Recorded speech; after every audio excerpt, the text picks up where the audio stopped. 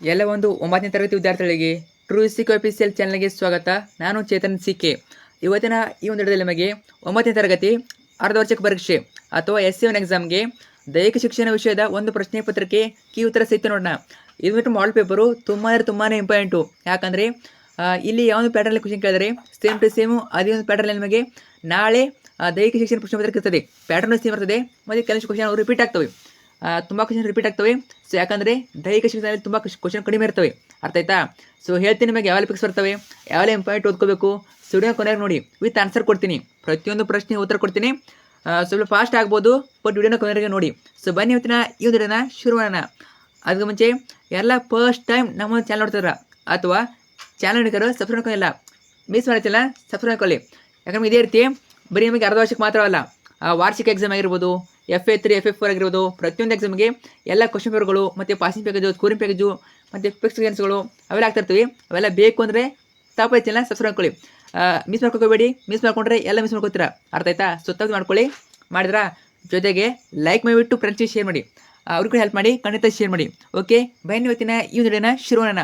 ಮೊದಲಾಗಿ 9ನೇ ತರಗತಿ ಪ್ರಥಮ ಸಂಘಾತ್ಮಕ ಪರೀಕ್ಷೆ ಅಥವಾ ನೀವು ಏನು ಕರಿತೀರಾ SC1 ಅಂತ ಕರಿತೀರಾ. ಅಂಕಗಳು 40, ಅವಧಿ 90 ನಿಮಿಷ. ವಿಷಯ ದೈಹಿಕ ಶಿಕ್ಷಣ. ಮೊದಲಾಗಿ ನಿಮಗೆ ಇದು ಪ್ರಶ್ನೆ ಪತ್ರಿಕೆ. ನಾನು ನಿಮಗೆ ಪ್ರಶ್ನೆ ಪತ್ರಿಕೆ ಸಹಿತ ಉತ್ತರ ತೋರಿಸ್ತೀನಿ. ಅರ್ಥ ಆಯ್ತಾ? ಇದು ಪ್ರಶ್ನೆ ಪತ್ರಿಕೆ.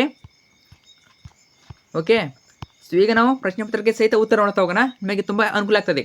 ಓಕೆ, ಮೊದಲಾಗಿ 4 ಮಲ್ಟಿಪಲ್ ಇರ್ತವೆ. ನಿಮಗೆ 4 ಮಲ್ಟಿಪಲ್ ಇರ್ತವೆ. ನೋಡೋಣ ಯಾವ ರೀತಿ ಇರ್ತವೆ ಅಂತ. ಪ್ರಶ್ನೆ 1, ರಾಷ್ಟ್ರೀಯ ಕ್ರೀಡಾ ಸಂಸ್ಥೆ ಯಾವುದು? NIS ಡ್ಯಾಶ್ ಎಂಬಲ್ಲಿ ಪ್ರಾರಂಭವಾಯಿತು. ಎಲ್ಲಿ? ಆಪ್ಷನ್ ಬಿ ಪಟಿಯಾಲ ಅನ್ನೋದು ಸರಿಯಾದ ಉತ್ತರ. ಇನ್ನು ಪ್ರಶ್ನೆ 2, ವಾಲಿಬಾಲ್ ಆಟದಲ್ಲಿ ಡ್ಯಾಶ್ ಒಂದು ತಂತ್ರವಾಗಿದೆ. ಯಾವುದು? ಆಪ್ಷನ್ ಸಿ ಸರ್ವಿಸ್ ಒಂದು ತಂತ್ರವಾಗಿದೆ. ಇನ್ನು ಪ್ರಶ್ನೆ 3, FIH ಡ್ಯಾಶ್ ಕ್ರೀಡೆಗೆ ಸಂಬಂಧಿಸಿದೆ. ಯಾವ ಕ್ರೀಡೆ? ಆಪ್ಷನ್ ಡಿ ಹಾಕಿ ಕ್ರೀಡೆಗೆ ಸಂಬಂಧಿಸಿದೆ. ಇನ್ನು ಪ್ರಶ್ನೆ 4, ತ್ರಿವಿಧ ಜಿಗಿತದಲ್ಲಿ ಸಾಧನೆ ಮಾಡಿದ ಮೊದಲ ಭಾರತೀಯ ಮಹಿಳೆ ಯಾರವರು?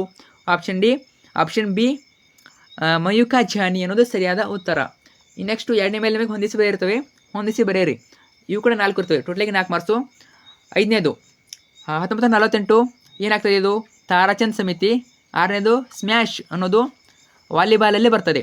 ಇನ್ನು 7ನೇದು ಸ್ಕಿಪ್ಪಿಂಗ್ ಲೆಗ್ ಅನ್ನೋದು ತ್ರಿವಿಧ ಜಿಗಿತದಲ್ಲಿ ಬರ್ತದೆ. ರೋಗಮುಕ್ತ ಅನ್ನೋದು ಸಮಾಜದ ನಿರ್ಮಾಣದ ಗುರಿ. ಈ ನೆಕ್ಸ್ಟ್ 3ನೇ ಮೇಲಲ್ಲಿ ಒಂದು ವಾಕ್ಯದಲ್ಲಿ ಉತ್ತರಿಸಿರ್ತವೆ. ಟೋಟಲಾಗಿ 4 ಇರ್ತವೆ. ಅರ್ಥ ಆಯ್ತಾ? 4 ಇರ್ತವೆ. ಸೊ ನೋಡೋಣ. ಪ್ರಶ್ನೆ 9, ಸುಲ್ತಾನ್ ಅಜ್ಲಾನ್ ಶಾ ಕಪ್ ಯಾವ ಆಟಕ್ಕೆ ನಡೆಯುವ ಸ್ಪರ್ಧೆಯಾಗಿದೆ? ಯಾವ ಆಟ ಅದು? ಹಾಕಿ ಆಟ. ಇನ್ನು ಪ್ರಶ್ನೆ 10, ಡಾಕ್ಟರ್ ಬ್ರೌಕಿಂಗೈನರ್ ಅಭಿಪ್ರಾಯದಲ್ಲಿ ಸಾಮಾಜಿಕ ಆರೋಗ್ಯ ಎಂದರೇನು? ಯಾವುದು ಆಗ್ತದೆ? ಉತ್ತರ, ಒಂದು ಜ್ಞಾನ ಸಂಕಲನ ಮತ್ತು ಅದನ್ನು ಕಾರ್ಯಗತ ಮಾಡುವ ವಿಧಾನವನ್ನು ಸಾಮಾಜಿಕ ಆರೋಗ್ಯ ಎನ್ನುವರು.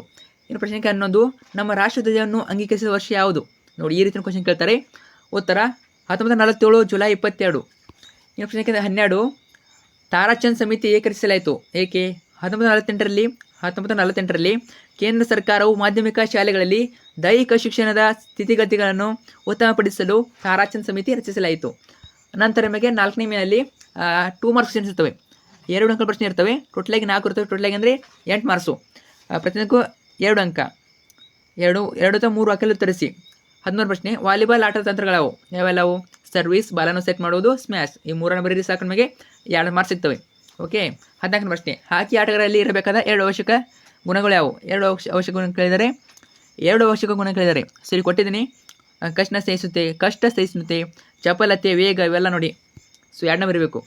ಈ ನೆಕ್ಸ್ಟು, ನಿಮ್ಮ ಶಾಲಾ ಆವರಣದಲ್ಲಿ ಯಾವ ಸಾಮಾಜಿಕ ಆರೋಗ್ಯದ ಚಟುವಟಿಕೆ ಕೈಗೊಳ್ಳುವಿರಿ? ಸರಿ, ಕೊಟ್ಟಿದ್ದೀನಿ. ಆನ್ಸರ್ಗಳನ್ನ ವಿಡಿಯೋನ ಪಾಸ್ ಮಾಡಿಟ್ಟು ಓದ್ಕೋಬೋದು. ಇನ್ನು 16ನೇ ಪ್ರಶ್ನೆ, ರಾಷ್ಟ್ರೀಯ ಭಾವೈಕ್ಯತಾ ಕಾರ್ಯಕ್ರಮಗಳನ್ನು ನಿಮ್ಮ ಶಾಲೆಯಲ್ಲಿ ಯಾವ ರೀತಿ ಆಚರಿಸುವಿರಿ? ಯಾವ ರೀತಿ ಆಚರಿಸ್ತೀರಾ? ಸೊ ಎಲ್ಲ ಆನ್ಸರ್ ಇವೆ, ನೋಡ್ಕೊಳ್ಳಿ. ಇನ್ನು 4th 3 ಮಾರ್ಕ್ಸ್ ಇರ್ತವೆ. ಟೋಟಲಾಗಿ 4 ಇರ್ತವೆ. ಟೋಟಲಾಗಿ 12 ಮಾರ್ಕ್ಸು. ಅಂದರೆ 3 ಅಂಕ 4 ಪ್ರಶ್ನೆ ಇರ್ತವೆ. ಓಕೆ, ಪ್ರತಿಯೊಂದಕ್ಕೂ 3 ಅಂಕ ಇರ್ತವೆ. 17ನೇ ಪ್ರಶ್ನೆ, ಚಾಂಪಿಯನ್ಸ್ ಟ್ರೋಫಿ ಯಾವಾಗ ಪ್ರಾರಂಭವಾಯಿತು ಹಾಗೂ ಸೇರ್ಪಡೆಗೊಳ್ಳುವ ತಂಡಗಳಾವು? ನಂತರ 18ನೇ ಪ್ರಶ್ನೆ, ವಾಲಿಬಾಲ್ ಆಟಗಾರರಲ್ಲಿ ಇರಬೇಕಾದ ಅವಶ್ಯಕ ಗುಣಗಳು ಯಾವುವು? ನೋಡಿ, ಇವೆಲ್ಲ ಕ್ವಶನ್ ಇಂಪಾರ್ಟೆಂಟು, ರಿಪೀಟ್ ಆಗ್ತವೆ, ಚೆನ್ನಾಗಿ ಓದ್ಕೊಳ್ಳಿ. 19ನೇ ಪ್ರಶ್ನೆ, ತ್ರಿವಿಧ ಜಿಗಿತದ ಮೂಲ ನಿಯಮಗಳು ಯಾವುವು? ಕೊಟ್ಟಿದ್ದೀನಿ. 20ನೇ ಪ್ರಶ್ನೆ, ರಾಷ್ಟ್ರಧ್ವಜ ಪ್ರದರ್ಶನದಲ್ಲಿ ಗಮನಿಸಬೇಕಾದ ಅಂಶಗಳು ಯಾವುವು? ನೋಡಿ, ಇವೆಲ್ಲ ಇಂಪಾರ್ಟೆಂಟು ಪಾಯಿಂಟ್ಗಳು, ಇದನ್ನ ಕೇಳ್ಬೋದು, ಇಂಪಾರ್ಟೆಂಟ್ ನೋಡ್ಕೊಳ್ಳಿ. ಇನ್ನು ನೆಕ್ಸ್ಟು 4ನೇ ಪ್ರಶ್ನೆ 2 ಇರ್ತವೆ. ಟೋಟಲಾಗಿ 8 ಮಾರ್ಕ್ಸು. ಅರ್ಥ ಆಯ್ತಾ? 20ನೇ ಪ್ರಶ್ನೆ, KP ಸಿಂಗ್ ದೇವ ಸಮಿತಿ ಯಾವಾಗ ರಚನೆ ಆಯಿತು ಮತ್ತು ಪ್ರಮುಖ ಶಿಫಾರಸುಗಳು ಯಾವುವು? ಸೊ ಇವೆಲ್ಲ ಆನ್ಸರ್ ಇವೆ, ವಿಡಿಯೋನ ಪಾಸ್ ಮಾಡಿಟ್ಟು ಓದ್ಕೊಳ್ಳಿ. ಇನ್ನು 22ನೇ ಪಿಕ್ಸ್ ನಿಮಗೆ ಚಿತ್ರ ಇರ್ತದೆ. ಯಾವ ಚಿತ್ರ ಇರ್ತದೆ? ತ್ರಿವಿಧ ಜಿಗಿತದ ಅಂಕನದ ಸುಂದರವಾದ ಚಿತ್ರ ಬರೆದು ಅಳತೆಗಳು ಮತ್ತು ಭಾಗಗಳಿರುತ್ತೆ. ತ್ರಿವಿಧ ಜಿಗಿತ ಇಂಪಾರ್ಟೆಂಟು, ಅರ್ಥ ಆಯ್ತಾ? ಸೊ ಇನ್ನುಳಿದ ಚಿತ್ರಗಳು ನೋಡ್ಕೊಳ್ಳಿ. ಅದರಲ್ಲಿ ಇಂಪಾರ್ಟೆಂಟ್ ಅಂದರೆ ತ್ರಿವಿಧ ಜಿಗಿತ. ಸೊ ಚೆನ್ನಾಗಿ ನೋಡ್ಕೊಳ್ಳಿ. ಹಲಗೆ ಎಲ್ಲಿ ಬರ್ತದೆ, ಹಲಗೆ ಟೇಕ್ ಆಫ್ ಫೋರ್ಡ್ ನೋಡ್ಕೊಳ್ಳಿ. ಆಮೇಲೆ ಪುರುಷರಿಗೆ 13 ಮೀಟರ್, ಮಹಿಳೆಯರಿಗೆ 11 ಮೀಟರ್. ಎಲ್ಲ ಕರೆಕ್ಟಾಗಿ ನೋಡ್ಕೊಳ್ಳಿ. ಸೆಂಟಿಮೀಟರ್ ಇಟ್ಕೊಂಡು ಮೀಟರ್ ಇಟ್ಕೊಂಡು ಪ್ರತಿಯೊಂದು ನೋಡ್ಕೊಳ್ಳಿ. ಮೀಟರ್ನ ನೋಡ್ಕೊಳ್ಳಿ. 40 ಮೀಟರ್ ಎಲ್ಲಿ ಬರ್ತದೆ, ಮತ್ತು 9ರಿಂದ 12 ಮೀಟರ್ ಎಲ್ಲಿ ಬರ್ತದೆ, 1ರಿಂದ 22 ಮೀಟರ್ ಎಲ್ಲಿ ಬರ್ತದೆ, ಕರೆಕ್ಟ್ ನೆನಪಿಟ್ಕೊಳ್ಳಿ. ಕನ್ಫ್ಯೂಸ್ ಮಾಡ್ಕೋಬೇಡಿ. ಕನ್ಫ್ಯೂಸ್ ಮಾಡ್ಕೊಂಡ್ರೆ ಪೂರ್ತಿ ಚಿತ್ರ ತಪ್ಪಾಗಿಬಿಡ್ತದೆ, ಅರ್ಥ ಆಯ್ತಾ? ಸೊ ಇಲ್ಲಿಗೆ ಈ ಪ್ರಶ್ನೆ ಪತ್ರಿಕೆ ಏನಾಗ್ತದೆ, ಸೊ ಇಷ್ಟು ಓದ್ಕೊಳ್ಳಿ ಸಾಕು. 40 ಮಾರ್ಕ್ಸಿಗೆ ಎಕ್ಸಾಮ್ ಬರ್ತದೆ. ಆನ್ಸರ್ ಗೊತ್ತಿಲ್ಲ ಅಂದ್ರೆ ಬಿಡಕ್ಕೆ ಹೋಗಬೇಡಿ, ಜನರಲಾಗಿ ಬರೀರಿ. ಯಾಕಂದರೆ ಸುಮ್ಮನೆ ಜನರಲ್ ಬರೆದು ಕೂಡ ಮಾರ್ಕ್ಸ್ ಕೊಡ್ತಾರೆ. ಬಟ್ ಬಿಡಕ್ಕೆ ಹೋಗಬೇಡಿ, ಬರೆದು ಬನ್ನಿ. ಸೊ ಫ್ರೆಂಡ್ಸ್ಗೆ ಶೇರ್ ಮಾಡಿ. Thank you so much.